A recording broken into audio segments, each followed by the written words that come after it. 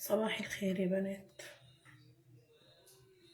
يلا كده مين معايا في اللايف عشان هنشوف هنعمل أكلة ايه النهاردة.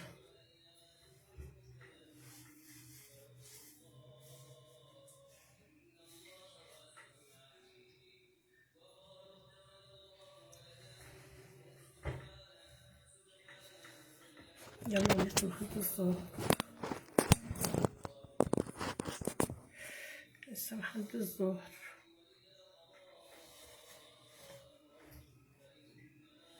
يلا نجمع بس كده الأول.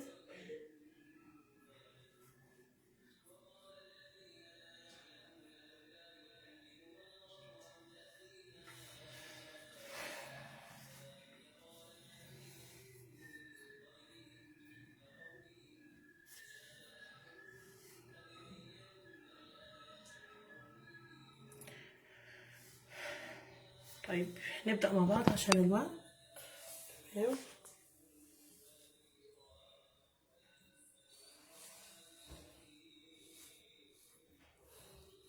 يا مسهل أبو سيدة، عايزة أوريكي حاجة حلوة كده مفاجأة انتي قبل كده عملتها لي.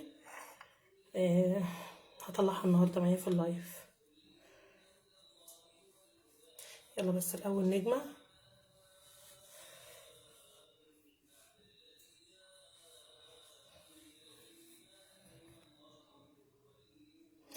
طيب تعالوا نشوف أكلة ايه النهاردة اللي هنعملها، وزي ما قلت لكم دي أقرب أكلة لقلبي، يعني بعشقها بالظبط. أنا هوريها لك دلوقتي. يلا.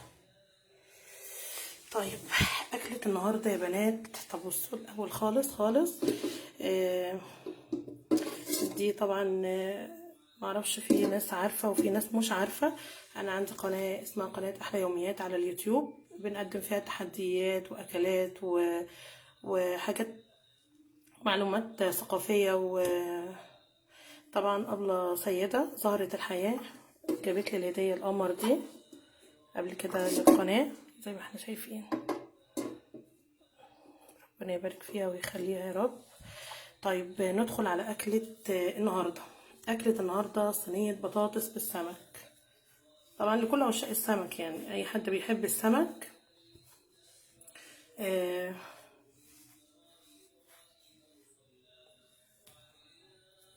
عملتها قبل كده برضو على القناة. طيب طيب طبعا البطاطس مقطعة شرايح كده زي ما احنا شايفين، ومعايا السمك حطاه في التتبيلة بقاله مثلا ساعتين. وهنقول التتبيلة ازاي. وخضرة وبصل المفروض بيتقطع شرايح، بس انا مقطعاه قطع صغيرة عشان الولاد ما يحبوش يعني يبان قوي يعني. والتوابل كمون وكزبرة. بصوا توابل السمك وشوية شطة صغيرين والملح والزيت طبعا. ومقطعة فلفل، الفلفل ده تقطيع صغير حسب الرغبة.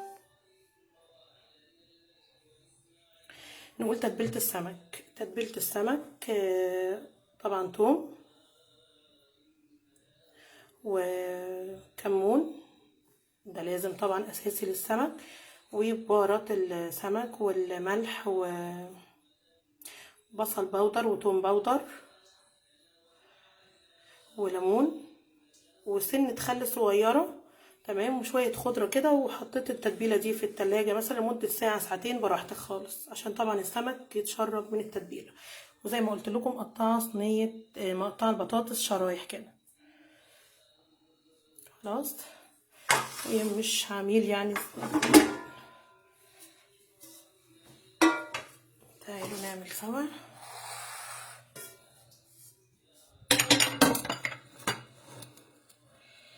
قبل اي حاجة طبعا هنحط البطاطس كده في الصينية. في ناس هتستغرب ازاي بطاطس بالسمك. لا، بنعملها عادي صينية بطاطس بالفراخ، صينية بطاطس باللحمة، وبرده صينية البطاطس بالسمك. اول يعني اللي ما جربهاش قبل كده يا ريت يجربها ويقول لي بعد كده ايه الاخبار. يعني اول مرة هتستغربها خالص، بس بعد كده ايه تحبها وتحب ايه تجربها. تمام. وبعد كده بنحط فلفل،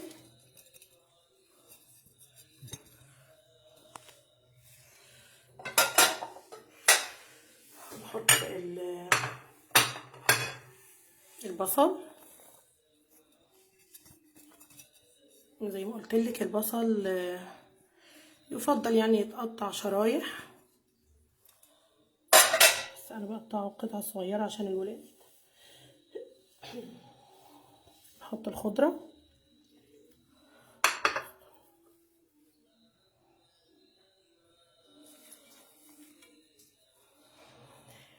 صينيه البطاطس بالفراخ ما بنحط لهاش خضره، او صينيه البطاطس باللحمه مش بنحط لها خضره، بس اللي هي البطاطس بالسمك الخضره اساسي، بتدي طبعا طعم جميل جدا.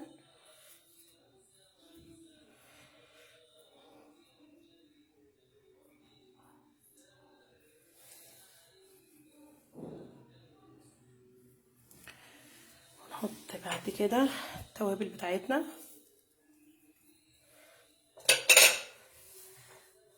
نحط الملح،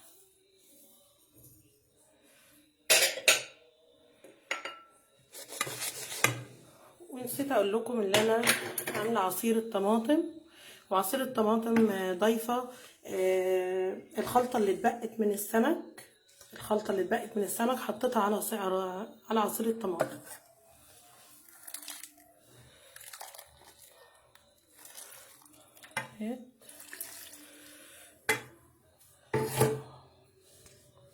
ننزل نقلبها.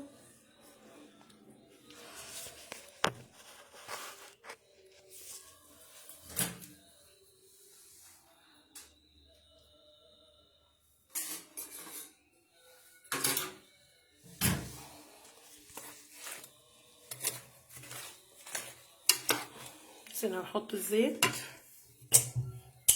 اساسي طبعا،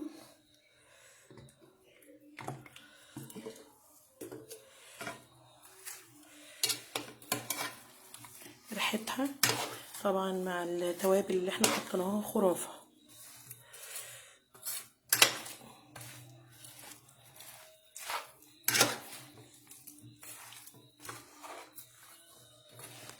سامحوني بصور بايد وبشتغل بايد.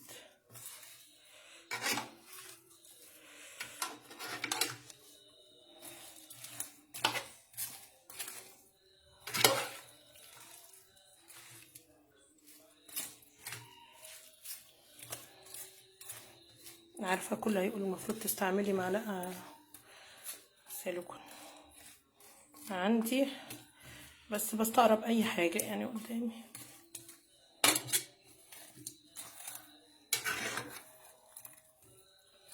نقلبها كويس قوي.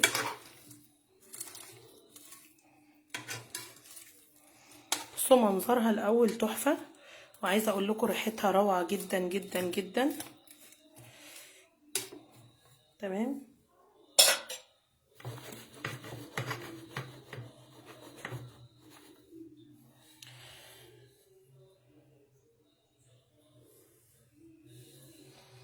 بعد كده نجيب السمك اللي احنا تبلناه، نرصه في الصينيه.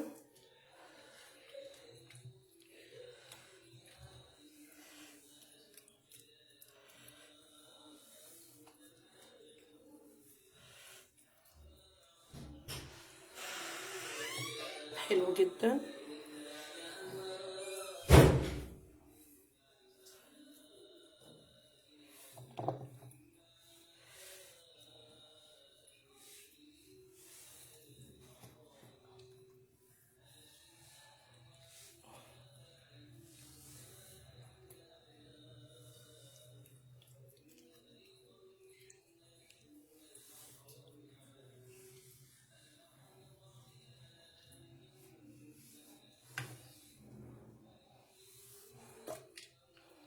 هي الناس بتتفرج وهي ساكته ليه؟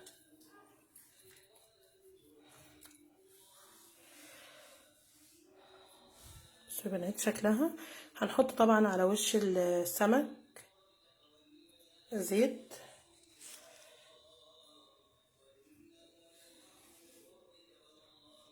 تعال نغسل ثواني.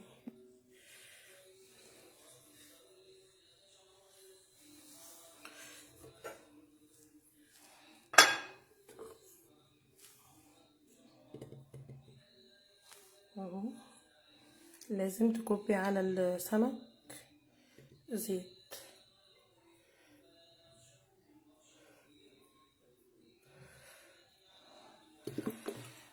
بس كده طبعا. ممكن التتبيله اللي اتبقت من ثانيه واحده، التتبيله اللي اتبقت من السمك في البوله نحطها كده على وش السمك.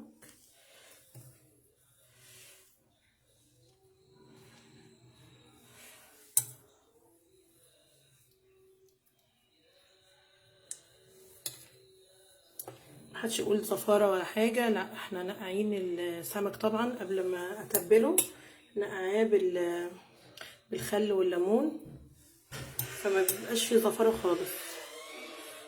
وبرده اوريدي الخلطه بتاعت السمك بيكون فيها خل وليمون، فالسمك ما فيهوش زفاره ومغسول كويس جدا.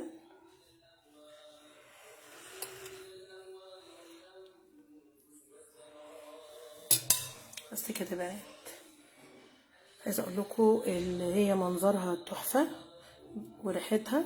هنحطها في الفرن حوالي مثلا، حطيتي ابله سيده على فكره بابريكا، هتديها طعم ولون. بصي اهي البابريكا دي عندي لا غنى عنها، لازم احطها في التوابل كلها، في الاكل كله. طيب الناس اللي لسه داخله برضو اللايف، غدوه النهارده صينيه بطاطس بالسمك. محدش يستغرب خالص، ما زي ما قلت انا غاسله السمك كويس قوي، نقعاه الاول بالخل والليمون وشويه ملح صغيرين، تمام. وبعد كده حطيته في التتبيله. التتبيله عباره عن ايه؟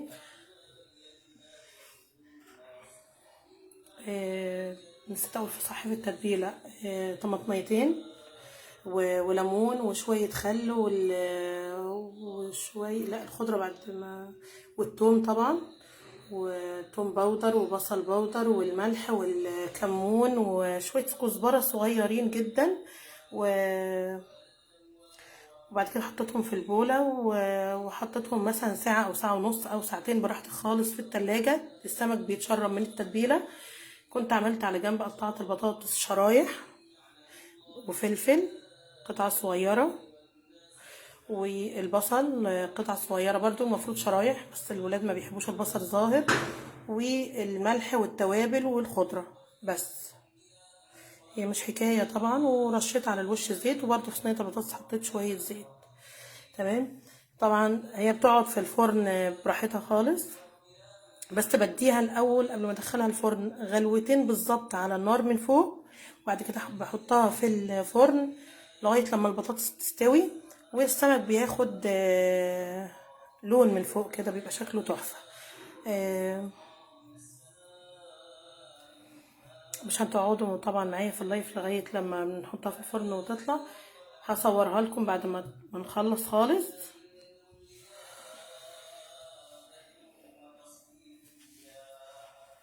ماشي يا بنات، ودي كانت اكلة النهاردة، ونستنى ان شاء الله اكلات كتير جدا جدا جدا